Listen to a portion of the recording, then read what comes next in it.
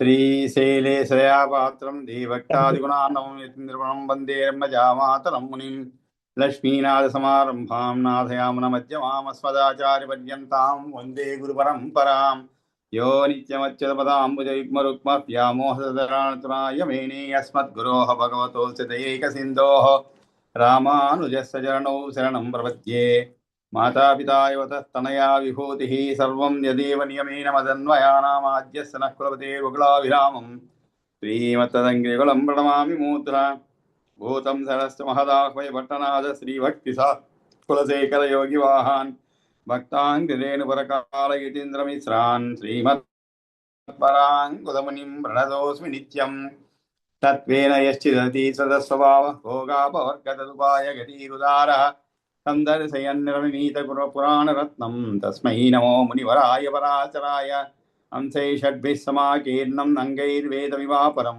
पुराणं वैष्णवं चक्रे यस्तं वन्दे पराशरं व्यासं वसिष्ठनप्तारं शक्ते पौत्रमकल्मषं पराशरात्मजं वन्दे सुखदातं तपोनिधिं व्यासाय विष्णुरूपाय व्यासरूपाय विष्णवे नमो वै ब्रह्मनिधये वासिष्ठाय नमो नमः पुराणं वैष्णवं जैतस्यविभीषणाशनं विशिष्टं सर्वशास्त्रेभ्यः पुरुषार्थोपपादने भारते भगवद्गीता धर्मशास्त्रेषु मानवः वेदेषु पौरुषं सूक्तं पुराणेषु च वैष्णवं तत्कर्मयन्नबन्धाय सा विद्याया विमुक्तये आयासाय परं कर्म विद्यान्याशिल्पनैपुणं श्रीविष्णुचित्तपदपङ्कजसङ्गमाय चेतो मम स्पृहयते किमतः परेण नो चेत् ममापि यतिशेखरभारतीनां भावः कथं भवितुमर्हति वाग्विधेयः नारायणं नमस्कृत्य नरं चैव नरोत्तमं देवीं सरस्वतीं चैव ततो जयमुदीरयेत् शान्ताकारं भुजगसेनं पद्मनाभं सुरेशं विश्वाकारं गगनसदृशं मेघवर्णं शुभाङ्गं लक्ष्मीकान्तं कमलनयनं योगिहृद्ध्यानगम्यं वन्दे विष्णुं भवभयहरं सर्वलोकैकनाथं सशङ्खचक्रं सकिरीटकुण्डलं सपीतवस्त्रं सरसीरुहेक्षणं हारवक्षस्थलशोभिकौस्तुभं नमामि विष्णुं శిరసా చతుర్భుజం. మనం శ్రీ విష్ణు పురాణంలో ద్వితీయ అంశం చదువుకుంటున్నాం అనమాట. ఈ ద్వితీయ అంశంలో కూడా మరి ఈరోజు 10వ అధ్యాయము 10వ అధ్యాయం ప్రారంభించాలి. ఈ యొక్క 10వ అధ్యాయంలో మనం ఏ విధంగా సూర్యుని యొక్క కాంతి వలన మేఘములు ఏర్పడడం, ఆ తర్వాత అంటే సూర్యకాంతి వలన మేఘములు ఏర్పడవు, కానీ సూర్యకాంతి వలన మేఘాల ద్వారా మనకి వర్షమును వచ్చేటువంటి వస్తు కలుగుతుంది అనమాట. అది మనకు అందరికీ తెలిసిన విషయమే. కానీ ఇక్కడ ఒక కొత్త విషయం తెలుసుకుందామట. ఏమిటంటే సూర్యుడు అంటే వివస్వంతుడు 8 నెలలు రససహితాలైన ఉదకాలను గ్రహించి వర్ష రూపంలో వర్షిస్తాడు. అది మనకి మామూలుగానే వర్ష ఋతువు అంటే వర్షాకాలము ఈ సంవత్సరంలో 4 నెలలు అలా ఉంటుంది అనమాట మామూలుగానే. దాన్ని మనం ఋతుపవనాలు రావటం, ఈశాన్య ఋతుపవనాలు, వాయు ఋతువు, అనేకమైన ఋతుపవనాలు వచ్చిన దానివల్ల ఒక్కొక్క ప్రాంతంలో ఒక్కొక్క సమయంలో వర్షము మనకి దక్షిణాదిలో ముఖ్యంగా ఆంధ్ర, తమిళనాడు ఇవన్నీ కూడా, కేరళలో ఋతుపవనాలు జూన్ 10-12 తారీఖుల్లో లేదా కొంచెం ముందుగాను రావచ్చు. ప్రవేశించినప్పుడు మనకి ఇక్కడ వర్షం వస్తుంది. ఆ విధంగా ఒక్కొక్క ప్రాంతంలో అది మొత్తం భారతదేశం అంతా విస్తరించి వర్షాలు కురుస్తుంటుంది అనమాట. అంతకుముందు మనకి ఈ వర్షం యొక్క ప్రాముఖ్యత గురించి, వర్షం అంటూ లేకపోతే మన ప్రాణాధారమే అనమాట వర్షం అనేది. అది లేకపోతే జీవరాశి బతకదు. ఎందుకంటే ఆ వర్షం వల్లనే మనకి ఆహార ఉత్పత్తి అవుతుంది. ఆ ఉత్పత్తి ఆహారం వల్లనే మనిషి జీవించడం, ఆ తర్వాత ఈ క్రమం అంతా కూడా ఒక చక్రం లాగా తిరుగుతూ ఉంటుంది అన్నమాట. ఇక్కడ మనకి తెలియని ఒక కొత్త విషయాన్ని ఏం చెప్పారంటే, ఈ యొక్క 8 నెలల రససహితాలైనట్టు ఉదకాలను గ్రహించి వర్ష రూపంలో వర్షిస్తాడు. వివస్వాన్ అష్టభిర్మాసై ఆదాయ అపో రసాన్వితా అని 8వ శ్లోకంలో చెప్పండి. ఆదాయం అంటే తీసుకొని వర్షతి అంబు తతశ్చ అన్నాద్ అపి అఖిలం జగత్. ఆ తర్వాత ఏమవుతుంది, మిగిలిన 4 నెలల్లో ఆ వర్షం కురుస్తుంది, వర్ష రూపంలో వర్షిస్తారు సూర్యుడు. ఆ వర్షం వల్ల అన్నము, ఆ అన్నం వల్ల సమస్త జగత్తు నిలుస్తుందని చెప్పారు. కానీ ఇంకొక తమాషా విషయం ఏంటంటే, వివస్వాన్ అంశుభి తీక్ష్ణై ఆదాయ జగతో జలం సోమం పుష్యతి అథ ఇందుశ్చ వాయునాడీమయై దివి నాళై విక్షిపతే అబ్రేషు ధూమ అగ్ని అనిల మూర్తిషు న భ్రశ్యంతి యతస్తేభ్యో జలాని అభ్రాని తాన్యత అని చెప్పండి. అంటే వివస్వంతుడు సూర్యుడు మామూలుగా మనం ఏమిటి, సూర్యుడు గ్రహించి దాన్ని వర్ష రూపంలో ఇస్తాను. కానీ ఇక్కడ ఇంకొంచెం మధ్యలో ఇంకొకరిని ఉంచారనమాట. అంటే చంద్రుడిని కూడా తీసుకొచ్చారు. ఎలాగంటే వివస్వంతుడు తన తీక్ష్ణ కిరణాలతో జగత్తు నుండి జలాన్ని గ్రహించి సోమును యందు విడిచి జగతో జలం సోమం పుష్యతి అథ ఇందుశ్చ వాయునాడీమయే దివి అన్నారు. అంటే సోముని యందు పుష్టిని కలగజేస్తా,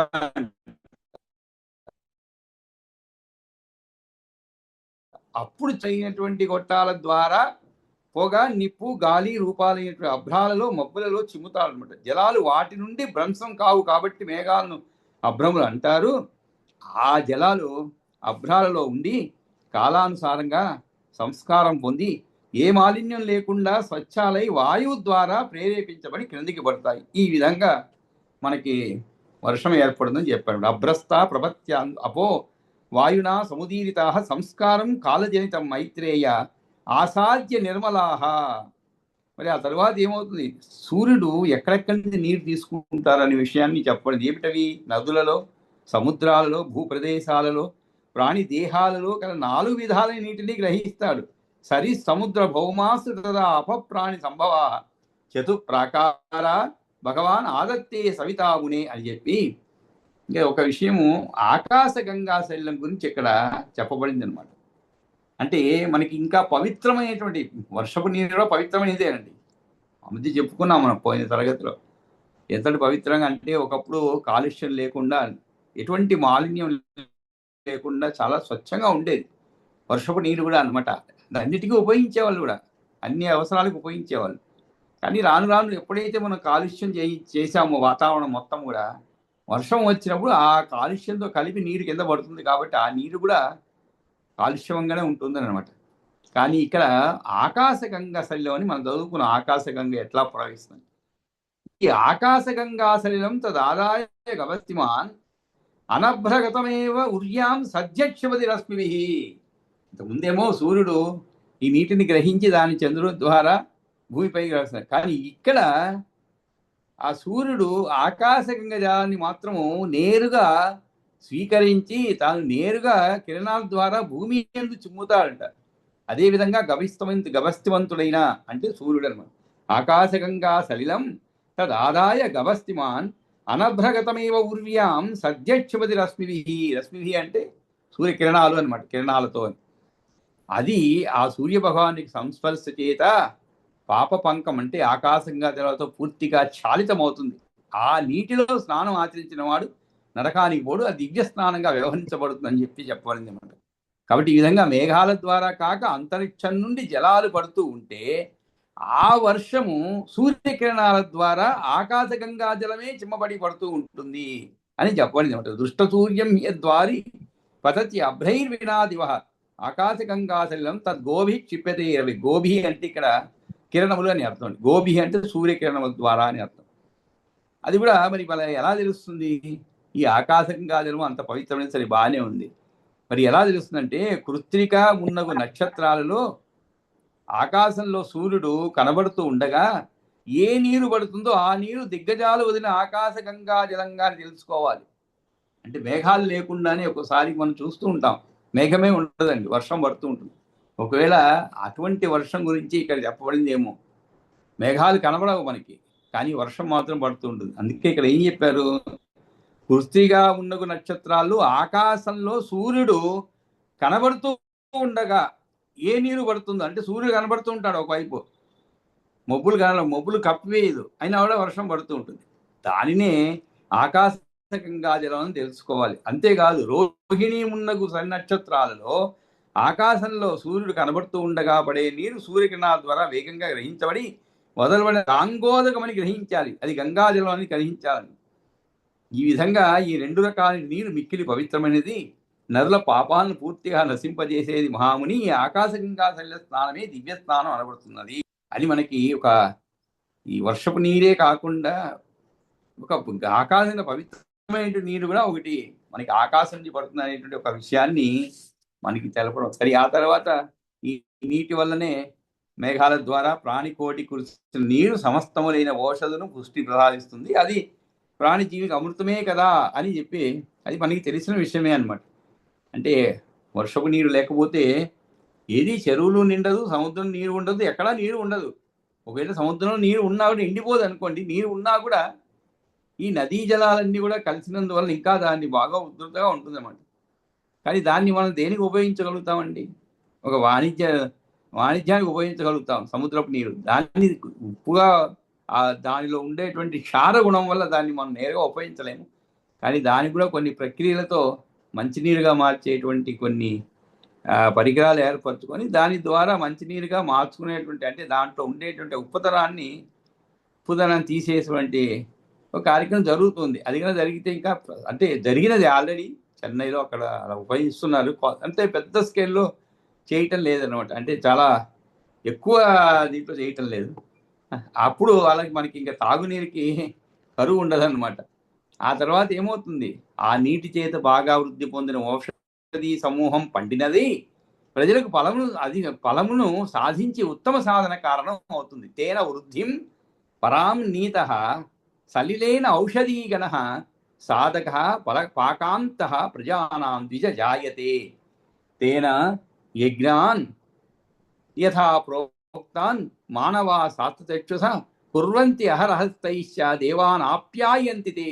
అంతేకాదు, మనకు కూడా మానవులకు కూడా ఒక బాధ్యత ఉంది అన్నమాట. ఏమిటది? ఆ ఔషధ ద్వారా శాస్త్ర దృష్టి కలిగిన మానవులు ప్రతిదినం యథాప్రకారంగా చెప్పబడ్డ యజ్ఞాలను ఆచరిస్తూ దేవతను సంతుష్టి వస్తున్నారు. కాబట్టి ఈ విధంగా యజ్ఞాలు, వేదాలు, బ్రాహ్మణాది వర్ణాలు, సమస్త దేవతా బృందాలు, సకల పశుప్రాణి సముదాయాలు ఈ సర్వం వర్షం వల్ల నిలుస్తున్నది. ఆ వర్షం వల్ల అన్నం సముత్పన్నమవుతున్నది. ఆ వర్షం సవిత్ర దేవుని వల్ల ఉత్పాది అన్నాత్ సంభావతే. ఇవి మనకి భగవద్గీతలో కూడా వస్తుందన్నమాట. అంటే ఈ ప్రాణకోటి ఎలా జీవిస్తుంది అనేటువంటి విషయాన్ని కూడా అక్కడ కూడా చెప్పబడింది. ఇక్కడ చివరికి ఆ యొక్క ఇదంతా కూడా అంతకుముందు మనం ఈ నక్షత్ర గ్రహములు ఇవన్నీ కూడా ఎలా ఉన్నవి అంటే శింసుమారం అంటే ఒక ముసలి ఇలా కుడివైపుకు తిరిగి చూస్తున్నట్లుగా గుండ్రంగా ఉన్నట్లు ఆ విధంగా ఉన్నది. దాని తోకపైన ధ్రువుడు నారాయణుడు ఉన్నాడు, భూతుడే ఆ సనాతుడే సమస్త భూతాలను భరిస్తున్నాడు అనేటువంటి శ్లోకంతో హృది నారాయణ తస్య శిశుమారస్య సంస్థిత విభక్తాసర భూతానాం ఆదిభూత సనాతన అని ఆ శ్లోకంతో మనకి ఈ దిశలో 9వ అధ్యాయం పూర్తి చేసుకున్నాం అన్నమాట. ఆ తర్వాత మనం ఈరోజు 10వ అధ్యాయానికి ప్రవేశిద్దామండి. దీంట్లో ఇది కూడా చాలా చిన్నదైనటువంటి అధ్యాయం అన్నమాట. ఒక 20 శ్లోకాలు మాత్రమే ఉన్నది. దీన్ని చెప్పుకొని ఆ తర్వాత కొద్దిగా ఉంది కాబట్టి అది చదువుకుందాం. కాబట్టి శ్రీ విష్ణు పురాణంలో 2వ అంశలో 10వ అధ్యాయం శ్రీ పరాశర ఉవాచ. దీంట్లో విషయం ఏంటంటే సూర్యరథం యొక్క అధికారి దేవతా వర్ణన అనేటువంటిదే ఇది మనకి తెలియదు. అంటే సూర్యుడు యొక్క రథంలో సూర్యుడు ఉంటాడు, తిరుగుతూ ఉంటాడనే విషయం మనకి తెలుసు. కానీ కొత్త విషయం ఏంటంటే ఒక్కొక్క మాసంలో ఒక్కొక్క దాంట్లో కూర్చో ఉంటారు అనమాట. అంటే ఎప్పుడు సూర్యుడు కాకుండా, అంటే దానికి అధిదేవతలు అంటారు. ఆ అధిదేవతలు ఎవరు? ఒక్కొక్క మాసానికి, అంటే చైత్రమాస గణమని, వైశాఖము, జ్యేష్టము, ఆషాఢము, వాటికి అన్నిటికీ ఒక గణం అంటే ఏమిటి? సమూహం అనమాట. అంటే ఒకరే కాదు, ఒక గణం దానికి ఏర్పరచబడింది అనమాట. ఉదాహరణకి ఒక పెద్ద ప్రోగ్రాం ఉందనుకోండి, దాంట్లో ఒక్కొక్కరికి ఒక్కొక్క పాత్ర ఉంటుంది. కాబట్టి ఒక్కొక్క సమూహం ఒక్కొక్క పాత్ర, ఒకరు సంగీతం అంటే పాటలు కచేరీ చేసేసి వెళ్ళిపోతారు. తర్వాత వాద్య బృందం ఉంటారు, ఒక వాద్యములపైనే వాళ్ళు మనల్ని ఆనందపరుస్తాం. అది అయిన తర్వాత ఇంకా వేరే సాంస్కృతిక కార్యక్రమాలు, డ్రామా ట్రూప్ ఉంటుంది. అంటే ఊరికి అర్థమే చెప్తానండి, డ్రామా వేసేవాళ్ళు వస్తారు. ఈ విధంగా ఇవన్నీ కలిపి ఒక కార్యక్రమం ఉంటుందన్నమాట. కదంబ కార్యక్రమం లాగా జరుగుతుంది. ఇవన్నీ కూడా కలిపి ఇంకొకరు వస్తారు, మిమిక్రీ చేస్తారు. ఆ విధంగా ఇక్కడ మిమిక్రీ కాదు, ఆ విధంగా ఇక్కడ ఈ యొక్క సూర్య గణాలు అన్నమాట. అంటే ఒక్కొక్క మాసంలో కూడా ఒక సమూహము ఆ యొక్క సూర్య రథానికి అధిపతిగా ఉండి ఆ మాసం వరకు కూడా వాటిని సక్రమంగా జరిపేలాగా చేస్తుంటారనే విషయాన్ని మనకి ఈ శ్లోకాల ద్వారా తెలుపబడింది అనమాట. అదే సూర్య రథస్య అధికారి దేవతా వర్ణనం అంటే సూర్యరథం యొక్క అధికారి దేవతా వర్ణన. శ్రీ పరాశర ఉవాచ సా అసీతి మండల శతం కాష్టయోరంతరం ద్వయోః ఆరోహణావరోహాభ్యాం భానోః అబ్దేన యా గతి. సా అసీతి మండల శతం కాష్టయోరంతరం ద్వయోః ఆరోహణావరోహాభ్యాం భానోరబ్దేన యా గతి. సరథో అధిష్ఠితో దేవైః ఆదిత్యైః ఋషిభిస్తదా గంధర్వైరప్సరోభిశ్చ గ్రామణీ సర్పరాక్షసైః. సరథో అధిష్ఠితో దేవైః ఆదిత్యైఋషిభిస్తదా గంధర్వైరప్సరోభిశ్చ గ్రామణీ సర్పరాక్షసైః. చైత్రమసమాసగణం ధాతా క్రతుస్థలా చైవ పులస్త్యో వాసుగిస్తదా రథభృద్గ్రామణీర్హేతి తుంబురశ్చైవ సప్తమః. ఏతే వసంతి వై చైత్రే మధుమాసే సదైవః మైత్రేయస్యందనే భానోః సప్తమాసాధికారిణః. ధాతా క్రతుస్థలా చైవ పులస్త్యో వాసుగిస్తథా రథభృద్గ్రామణీర్హేతు తుంబురుశ్చైవ సప్తమః. ఏతే వసంతి వై చైత్రే మధుమాసే సదైవః మైత్రేయ స్యందనే భానోః సప్తమాసాధికారిణః. వైశాఖమాసగణం ఆద్యమా పులహశ్చైవ రథౌజాః పుంజికస్థలా ప్रहेतिः కచ్చవీరశ్చ నారదశ్చ రథే రవేః. మాధవే నివస్యంత్యేతే శుచిసంజ్ఞే నిబోధ మే. అర్యమా పులహశ్చైవ రథౌజాః పుంజికస్థలా ప్रहेतिः కచ్చవీరశ్చ నారదశ్చ రథే రవేః. మాధవే నివసత్యేతే శుచిసంజ్ఞే నిబోధ మే. జ్యేష్ఠమాసగణం మిత్రో అత్రిస్తతక్షకో రక్ష పౌరుషేయో అథ మేనక ఆహారధస్వనశ్చైవ మైత్రేయైతే వసంతి వై. ఆషాఢమసగణం వరుణో వసిష్ఠో నాగః సహజన్యాహూరథః. వరుణో వసిష్ఠో నాగః సహజన్యాహూరథః. రసచిత్రతదా శుక్రే వసంత్యాషాఢ సంజ్ఞకే. శ్రావణమాసగణం ఇంద్రో విశ్వావసుశ్రోత ఏలాపుత్రతదా అగిరాః. ప్రమ్లోచా చ నభస్యేతే సర్పిశార్కే వసంతి వై. ఇంద్రో విశ్వావసుశ్రోత ఏలాపుత్రతతాంగిరాః. ప్రమోచా చ నభస్యేతే సర్పిశార్కే వసంతి వై. భాద్రపదమాసగణం వివస్వానుగ్రసేనశ్చ భృగుశ్చాపూరణస్తథా అనుమ్లోచా శంఖపాలో వ్యాఘ్రో భాద్రపదే తదా. ఆశ్వయుజమాసగణం పూషా వసురుచిర్వాతో గౌతమో అథ ధనంజయః. సుషేణో అన్యో ఘృతాచీ చ వసంత్యాశ్వయుజేరవౌ. పూషా వసురుచిర్వాతో గౌతమో అథ ధనంజయః. సుషేణో అన్యో ఘృతాచీ చ వసంత్యాశ్వయుజేరవౌ.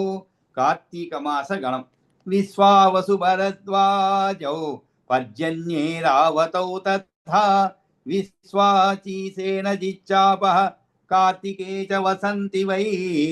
మార్గశిరమాసగణం అంశుకాశ్యపతార్క్ష్యాస్తు మహాపద్మస్తతోర్వశీ చిత్రసేన తథా విద్యున్ మార్గశీర్షే అధికారిణః.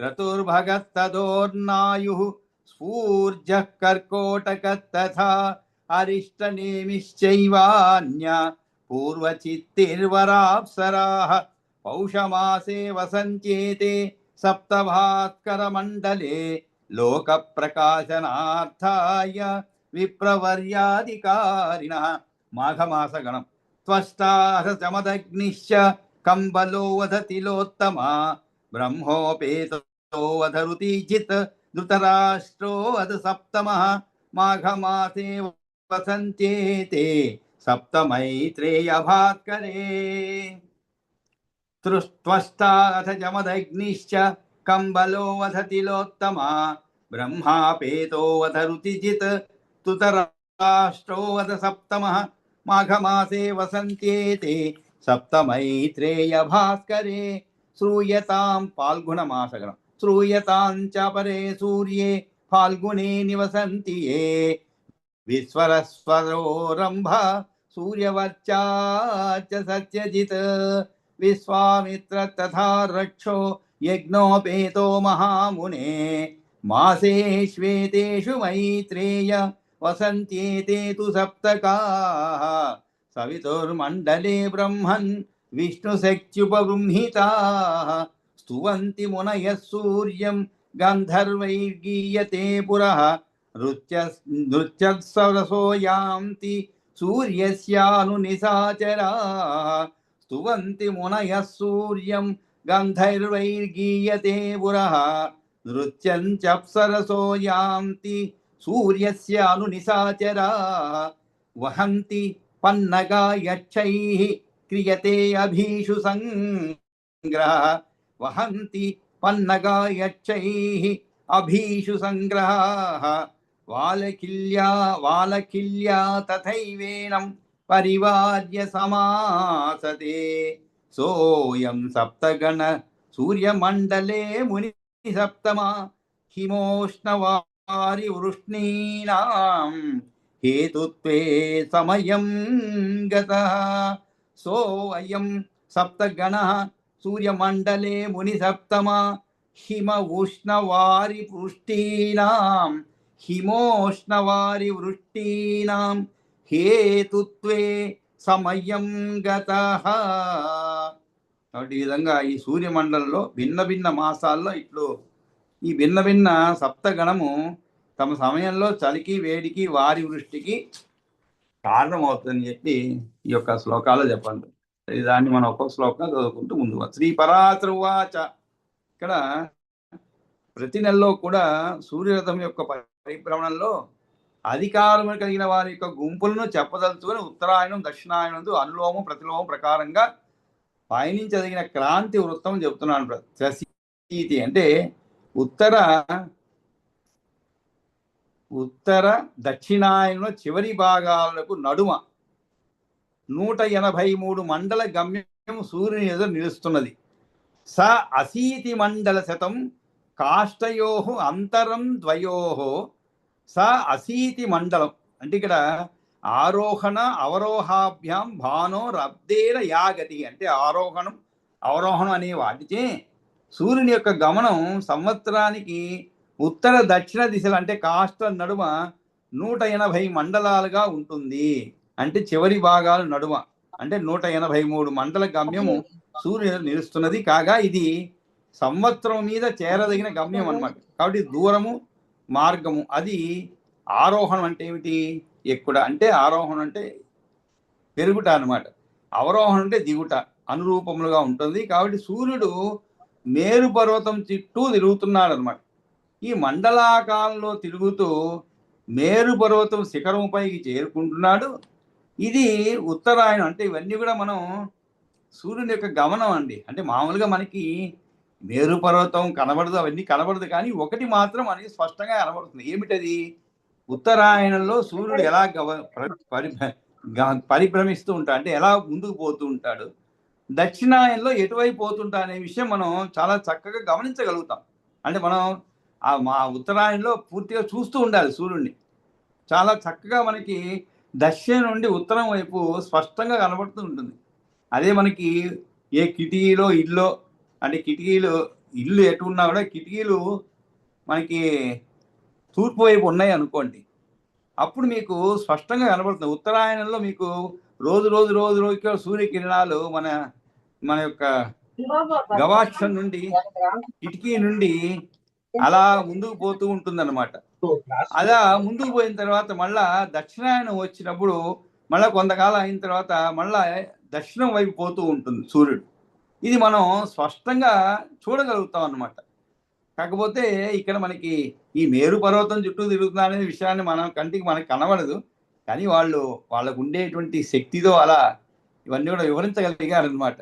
కాబట్టి ఇక్కడ మండలాకారంలో తిరుగుతూ మేరు పర్వత శిఖరంపై చేరుకుంటున్నాడు. ఇది ఉత్తరాయణం అవుతుంది. తిరిగి ఏం చేస్తున్నాడు, కిందికి వస్తున్నాడు. ఇది దక్షిణాయనము. సూర్యుని బండి నొగలు అక్షము కటి అను 3 చోట్ల వాయు రూపంలో ఉన్న తాళ్లతో కట్టబడి ద్రోణితో బిగగట్టబడి ఉంటవి. ఆయన ఎప్పుడైతే సూర్యుని బండి, అంటే ఇవన్నీ ఒకటండి, ఆ రోజుల్లో సైన్స్ లేకపోయినా కూడా ఎంత కూడా వాళ్ళ ఊహాశక్తి లేదు, వాళ్ళు అనుభవించింది అన్నమాట. అంటే ఉదాహరణకి మనం ఒక చోట నిలబడ్డాం అనుకోండి, ఒకే చోట నివాసం ఉంటున్నాం.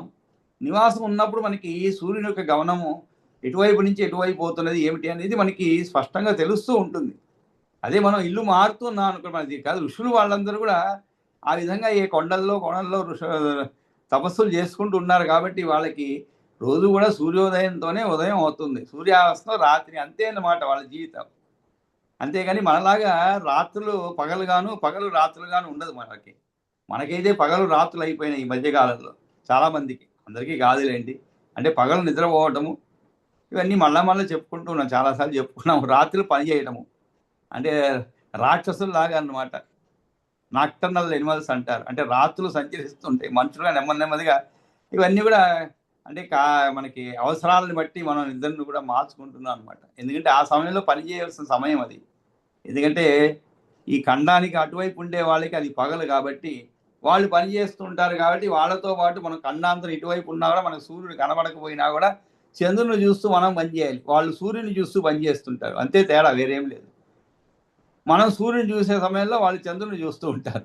కాకపోతే 2 సమయాల్లో ఇద్దరు పనిచేస్తూ ఉంటారు. ఈ విధంగా ఇక్కడ సూర్యుడు బండి తాళ్లను పైకి లాగుతాడు. ఎవరు? ధ్రువుడు బిగబట్టి ఉంటవి. దేనితో? వాయు రూపంలో ఉన్న తాళ్లతో కట్టబడి ద్రునితో బిగబట్టి ఉంటవి. ఎప్పుడైతే సూర్యుని బండి తాళ్లను పైకి లాగుతాడో అప్పుడు ఉత్తరాయణం అని. అప్పుడు ఒక్కొక్క మండలం అంటే వృత్తాకారం చొప్పున రథము మేరు పర్వతం వైపు చేరుతుంది. ధ్రువుడు తన చేతిలోని తాళ్లను సడలించినప్పుడు ఒక్కొక్క మండలంలోకి దిగి వస్తూ దక్షిణాయనంలో మేరు పర్వతం దిగువరకు వస్తాడు. అప్పుడు దక్షిణాయనం. అంటే మామూలుగా గుర్రం బండి కడతా అనుకోండి, గుర్రం, మరి దాన్ని ఎలా కంట్రోల్ చేస్తారండి గుర్రాన్ని? అంటే దానికి కట్టినటువంటి ఆ తాడు ఉంటుంది, దాంతో లాగినప్పుడు దానికి అర్థమవుతుంది అనమాట.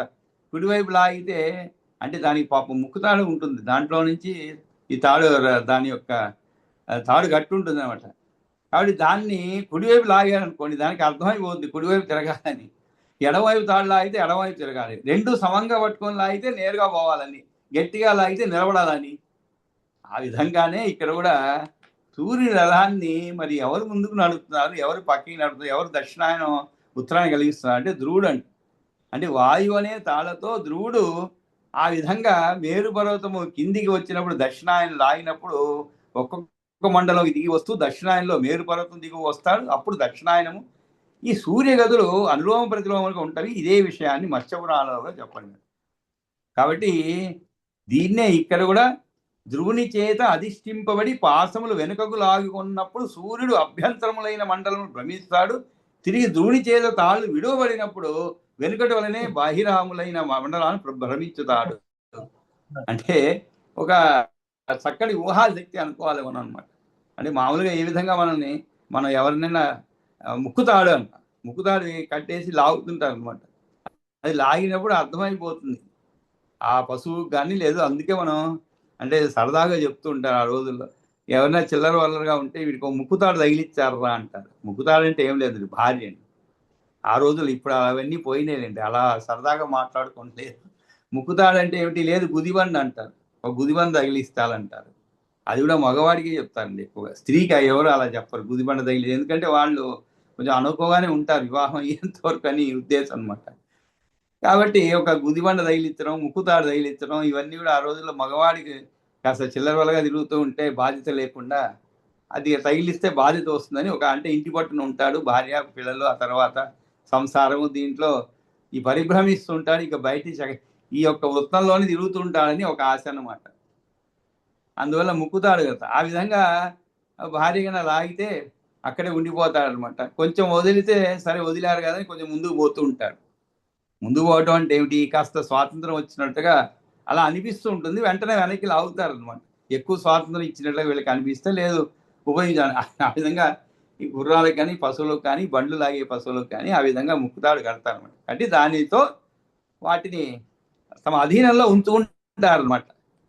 ఆ విధంగా ఆరోహణం అవరోహణం అనే వాటికి సూర్యుని యొక్క గమనం సంవత్సరానికి ఉత్తర దక్షిణ దిన కాష్టల నడుమ 180 మండలాలుగా ఉంటుంది.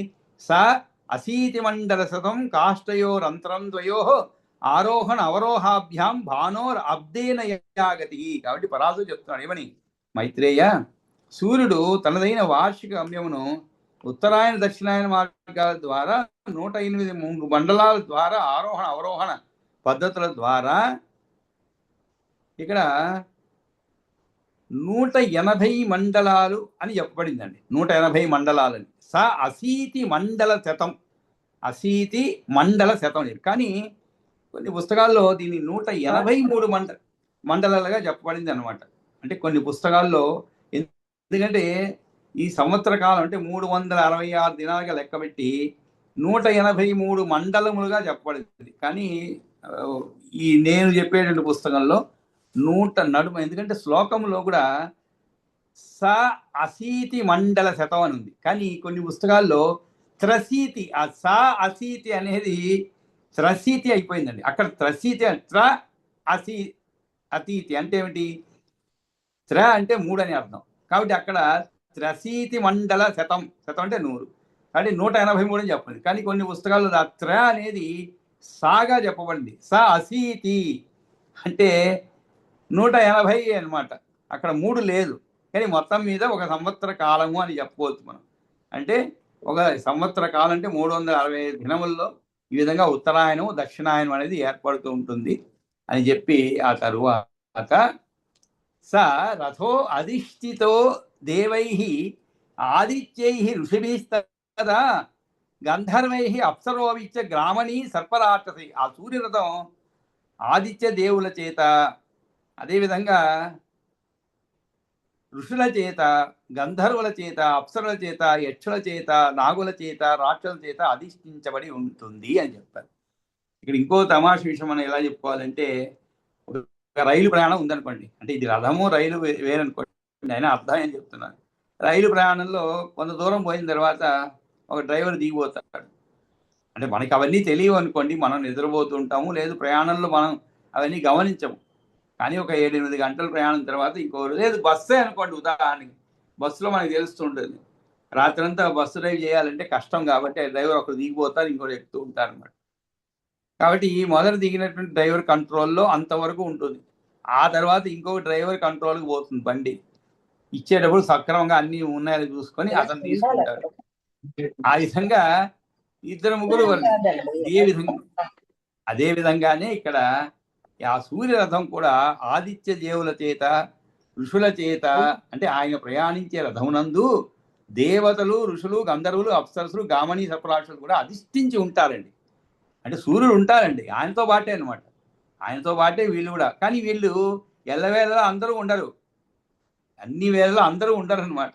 అది ఏ సమయంలో ఎవరెవరు ఉంటారు అనేది ఇక్కడ చైత్రమాస గణము, వైశాఖ మాస గణము అని చెప్పి ఒక్కొక్క సమూహం అనమాట. అంటే చైత్రమాసంలో వీళ్ళు ఉంటారు, వైశాఖ మాసంలో వీళ్ళు, జ్యేష్ఠ మాసంలో వీళ్ళు. అంటే సూర్యుడు తనతో పాటు తీసుకెళ్తూ ఉంటాడు అనమాట వీళ్ళని మాత్రమే.